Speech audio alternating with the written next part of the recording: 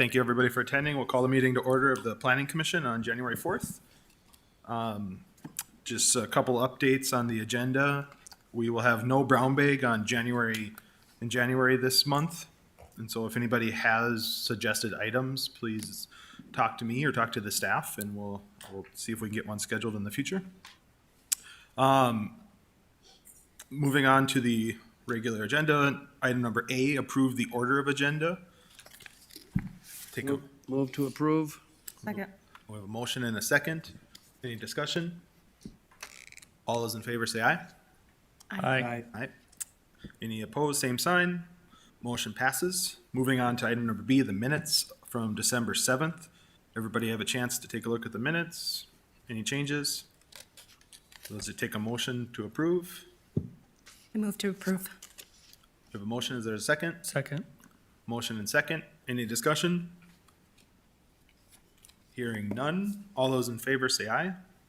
Aye. Any opposed, same sign. Motion passes. On to the public hearing items. Number 1, a hearing on application requesting a zoning change from SR2 to multifamily dwelling residential.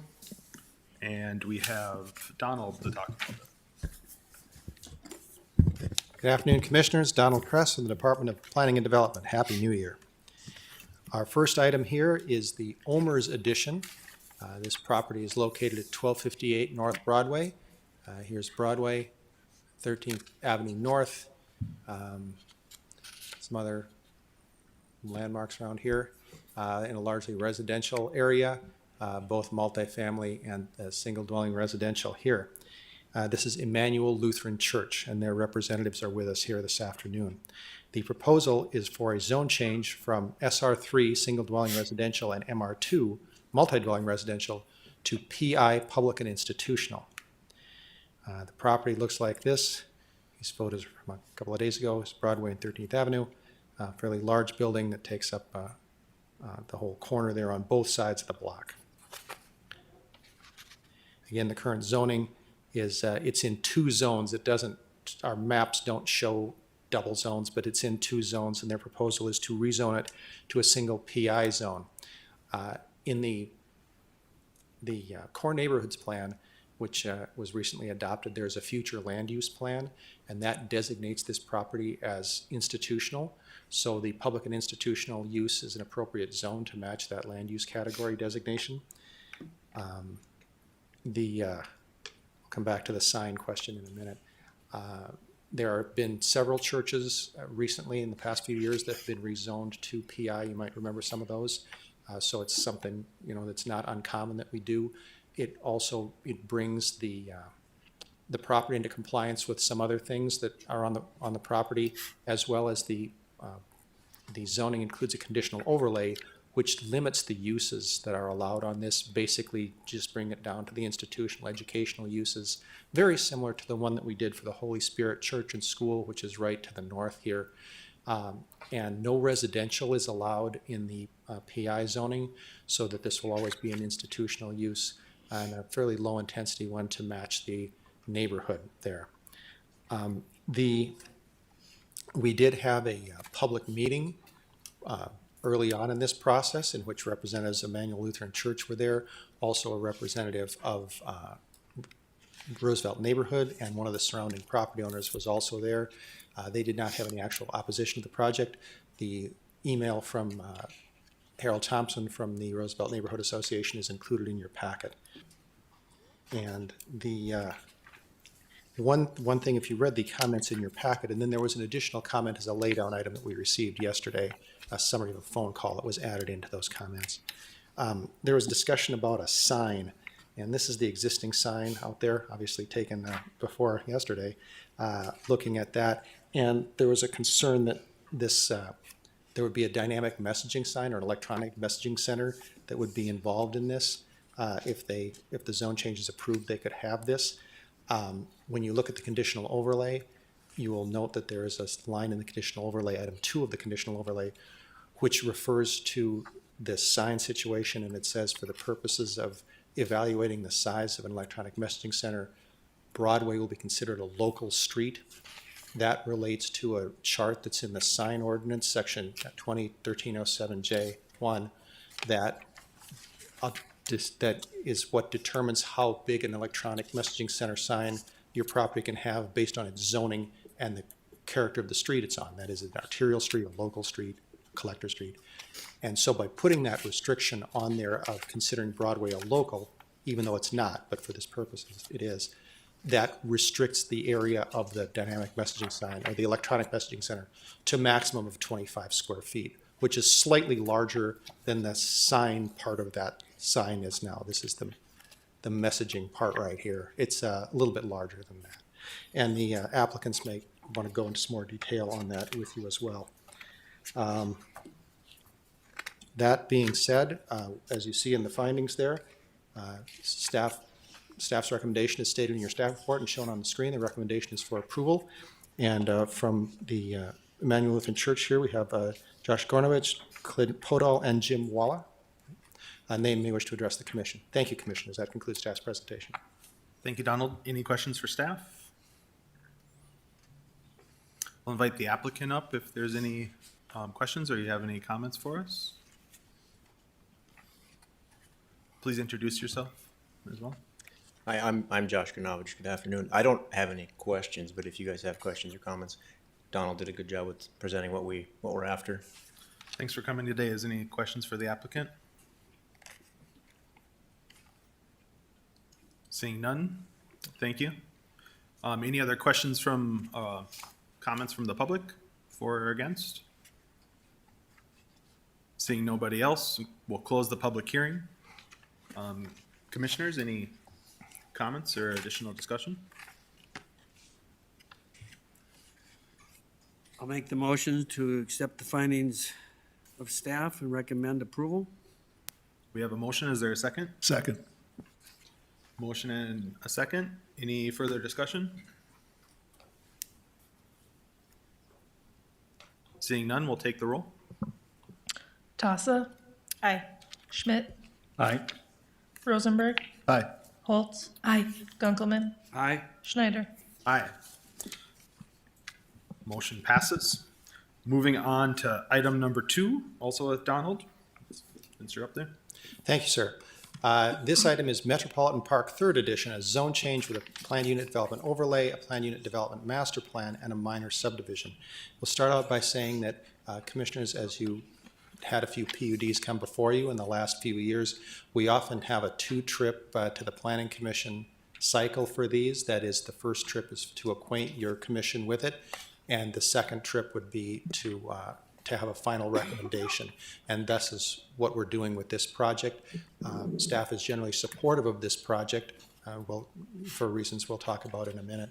But our ultimate recommendation following the public hearing would be to continue this to the February 1st, 2022 Planning Commission.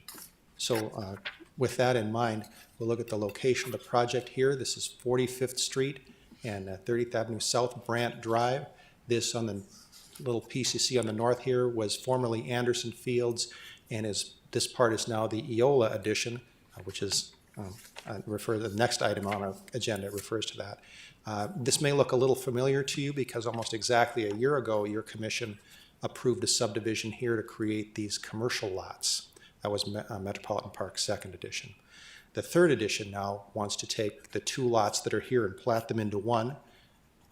Currently on the property is this existing multi-dwelling residence and then the vacant lot here to the west of that. The zoning here you see is MR3 and limited commercial. The proposal is to rezone the property so it's entirely MR3, multi-dwelling residential, and then base the planned unit development on that. This is a general layout of the project site. The applicant's representative could go into more detail here, but basically this is the existing building. The proposal is to build a large, about 85-foot tall building here that has both underground and ground level parking and provides numerous amenities, and these are stated in the applicant's statement that's included in your packet. And there's also some surface parking. There are some detention basins here which count as water features in a way. There are some outdoor and as well as indoor amenities, the elimination of some of the garages and surface parking. One of the reasons we're just going to have discussion and not a final recommendation for your commission today is because we're still working out some details of the parking and buffering in relation to these three properties here. This is a private driveway that provides access here, and we've been working with the applicant on that and, adjusting the parking ratio a little bit here. The proposed modifications of the MR3 development standards, this is in your staff report here, is an increased density of 36 units per dwelling acre. Normally the MR3 would have 24. Establish a building height of 85 feet, provide additional open space, and modify the minimum off-street parking requirements slightly. That might be necessary to do that, to incorporate all the units. The applicant is really trying to get all the required parking on site, but there might be some modifications required. Staff supports this project in general because it does provide let's go back to the location here.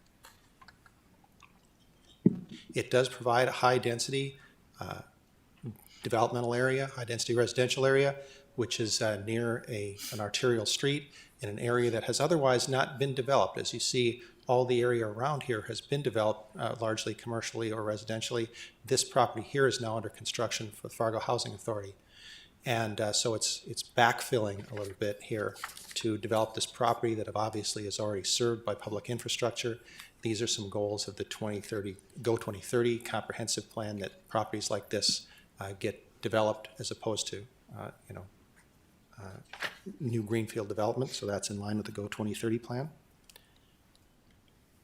These are some renderings provided by the applicant of the proposed building there. I think that's looking at it from the west, and then as it connects back into the existing building. This is the plat here, a fairly simple plat that takes the two existing lots and combines them into one. The applicant's representative, Brittany Taplin of Goldmark, is with us this afternoon.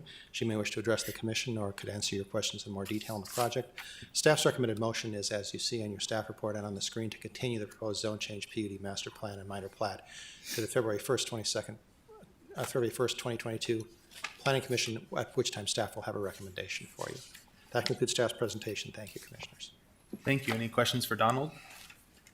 I had a question about a Yes, comment on for the pedestrian.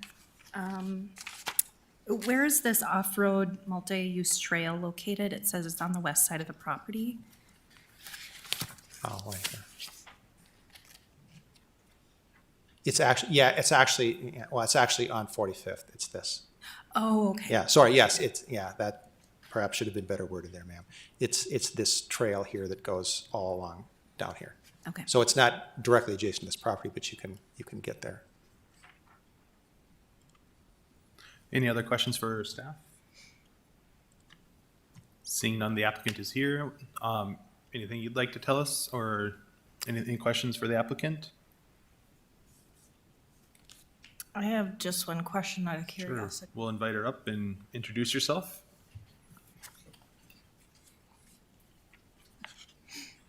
Hello, Brittany Taplin with Goldmark Design and Development. Thanks, go ahead. My one question is, I noticed that you kept some of the garages and took out some of the garages. I'm just curious. Yeah, so initially we were going to try to keep all the garages, but just you can get more density with parking if you do get rid of some of the garages. We kept them just because some of the residents in the existing building wanted to keep their garage space. Sure, makes sense. Any other questions for the applicant?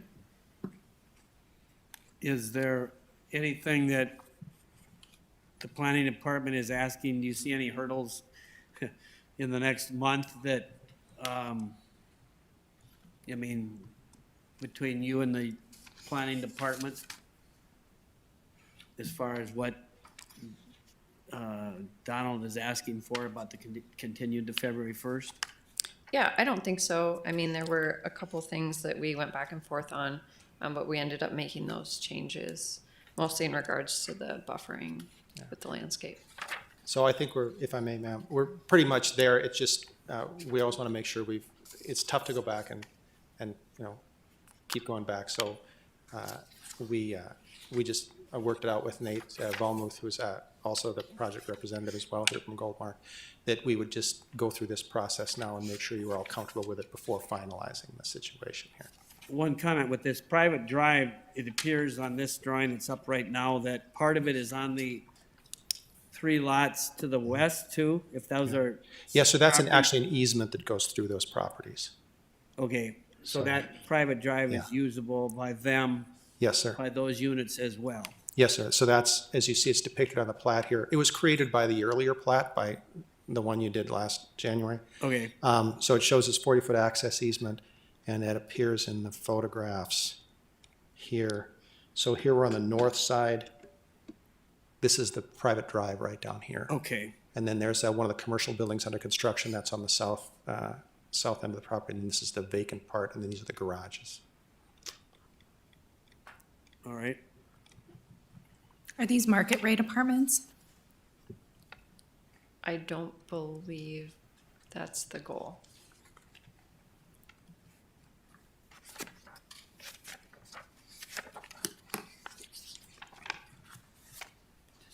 It would be whatever the existing apartments are. I can check on that and get back to you before the next meeting.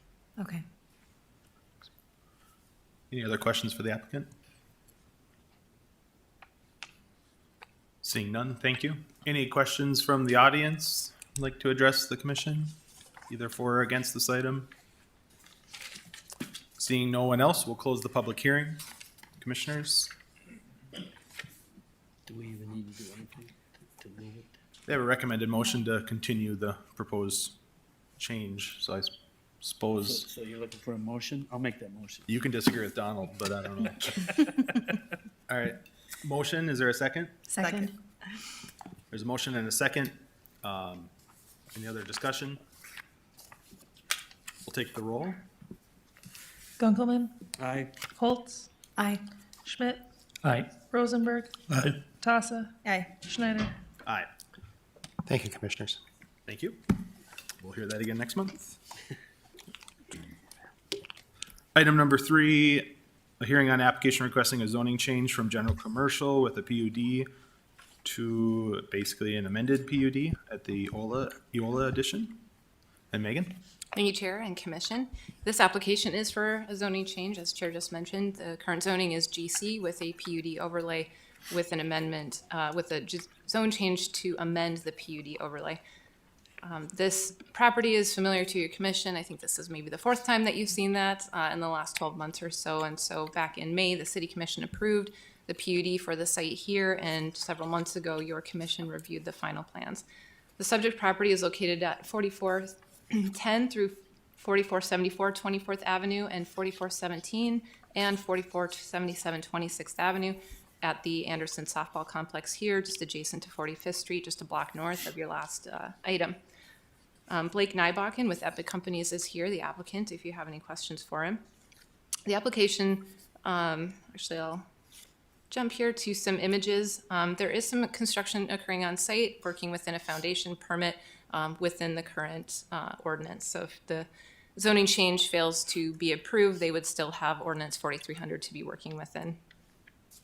And just to kind of bring you back, this is the approved master land use plan for that PUD. The 2 structures in the image that you saw are these 2 buildings right here, just south of 24th Avenue South.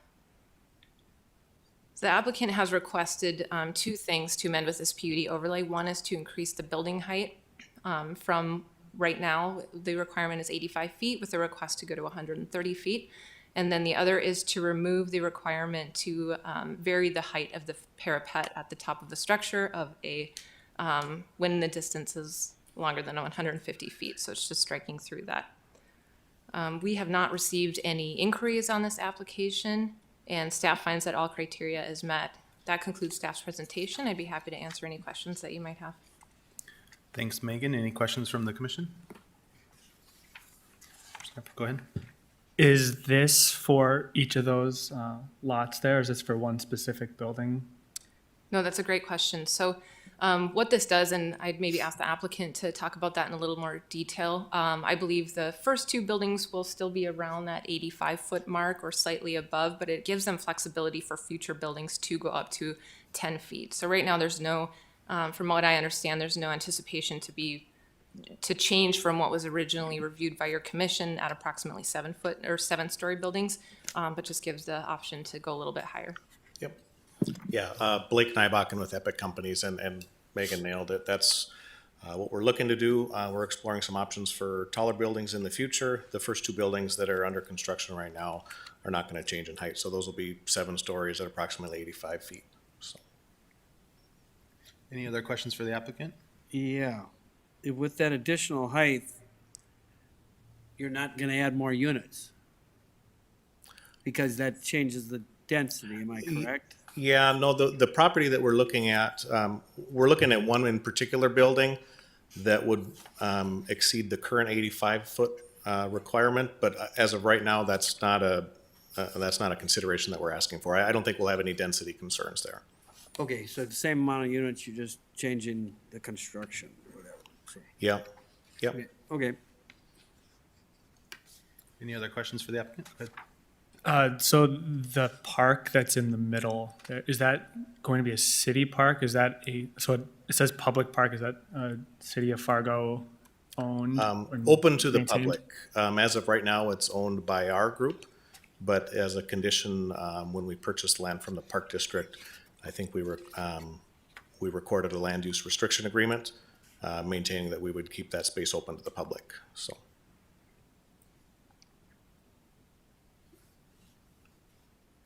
Any other questions?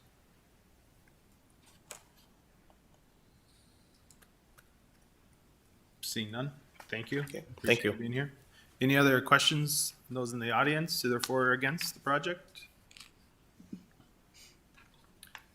Seeing none, we'll close the public hearing. Commissioners, what's your will? I'll move staff approval. We have a motion for approval. Is there a second? Second. Motion and second. Any further discussion? Seeing none, we'll take the roll. Schmidt, Aye. Rosenberg, Aye. Holtz, Aye. Gunkelman, Aye. Tasa, Aye. Schneider. Aye. Motion passes. Moving on to item number 4, we'll go back to Donald. We have a hearing on requesting a growth plan amendment on proposed Legacy 1/7 edition from low to medium density or medium to high density to office. Thank you, Chairman. Legacy 1/7 edition here, again, multiple entitlements on this project here for a growth plan amendment, as the chair has stated, a zone change and a minor subdivision. This property is located along 25th Street South and 62nd Avenue South. 64th is down here. It's a vacant property that's currently zoned SR4. It was created by the Legacy 1/4 edition in 2005 and has never been developed. Also included in this is a zone change. The growth plan amendment and the zone change go together. We'll look at that in a moment. And a minor subdivision of this one-lot property. The property looks about like this, in a large vacant property.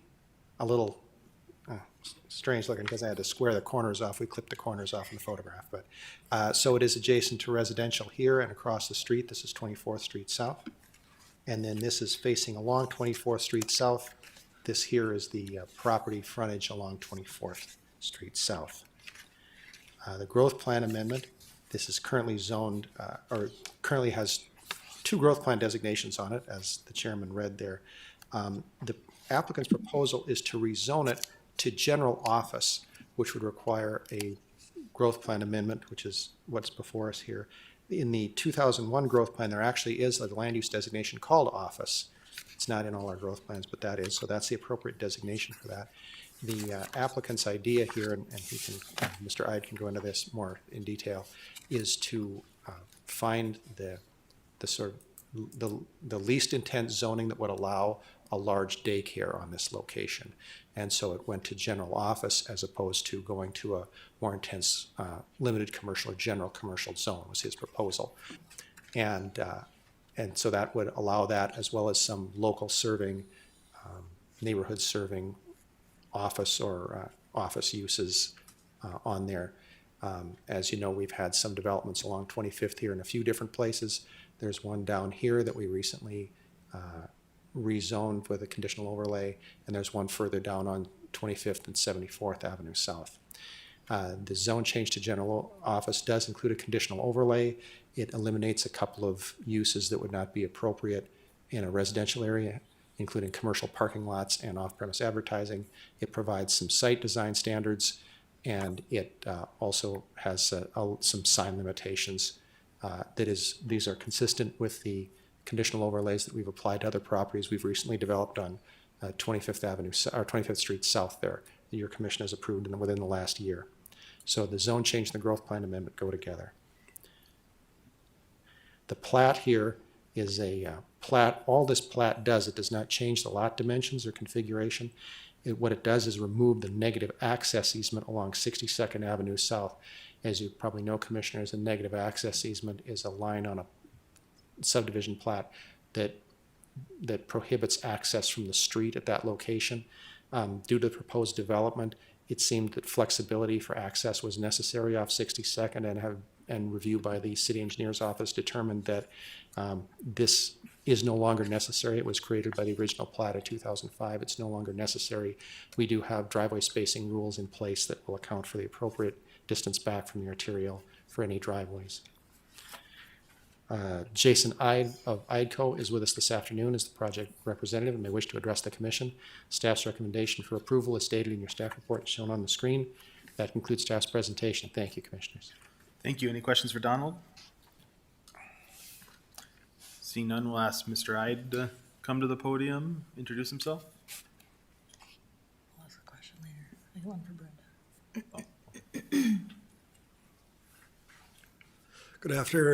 Good afternoon, Chairman and Commissioners. I'm Jason Ide with IDCO Homes, and pretty straightforward. I'm looking for be able to build some office space adjacent to the neighborhood, and hopefully it's businesses move in there that want to service that neighborhood.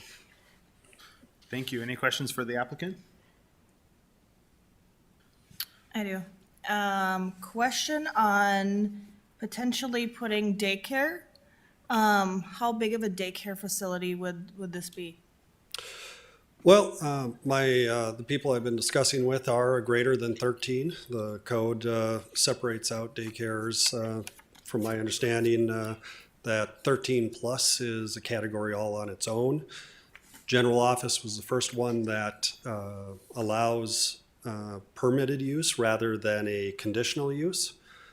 And my exploring the code indicated that under the conditional use for daycares, that it wasn't on the use, but it was actually on the ownership of the building, that that conditional use would have to come back in. So that means that any time that the building with 13 plus clients gets sold, that they have to come back in for a conditional use. And I felt that was cumbersome for future commission and for future owners. So I'm kind of lost here. So does that mean, so it could be a daycare, but you're not sure how big of a daycare? It'll be over 13, you're not sure how big? Correct. Okay. My only question is Brenda, maybe you can answer. I live South Fargo on 25th, so my concern is if we have a daycare there and it's serving that population around, but if we have people coming on 25th, more on 25th on that arterial, it's already a very congested road, 750 to 815, especially if you go south of Shanley. So my worry is if we start bringing more businesses south of Shanley, that before we do any work to the road, we're gonna be, so I don't know, I know there's a study, but I don't remember when the study was slated for 25th? I know we're doing a study on 25th Street, but I don't think it's going that far south. So I know there are peak times that there are traffic congested areas.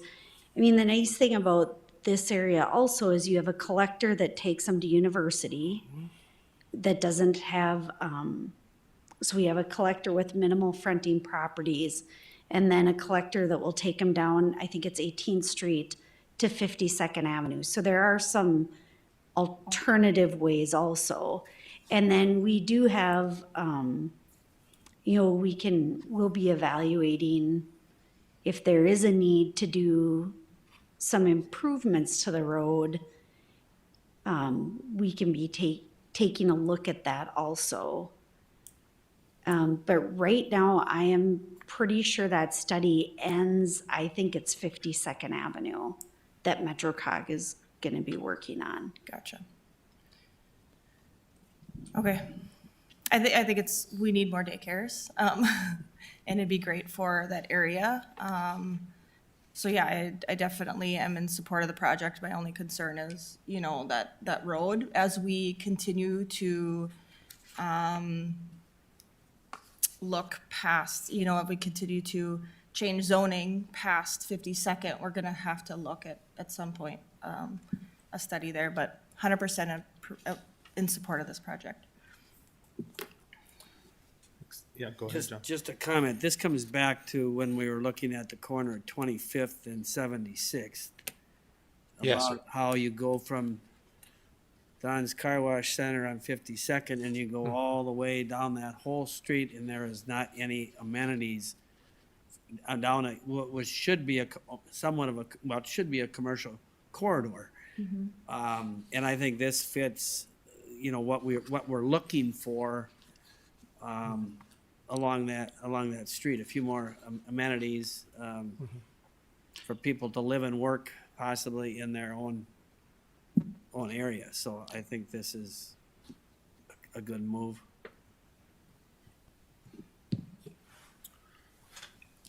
Any other questions? Seeing none, thank you, Mr. Ide. Anybody from the public wish to comment on this agenda item? Seeing none, we'll close the public hearing. Commissioners, any further discussion, or what are your wishes?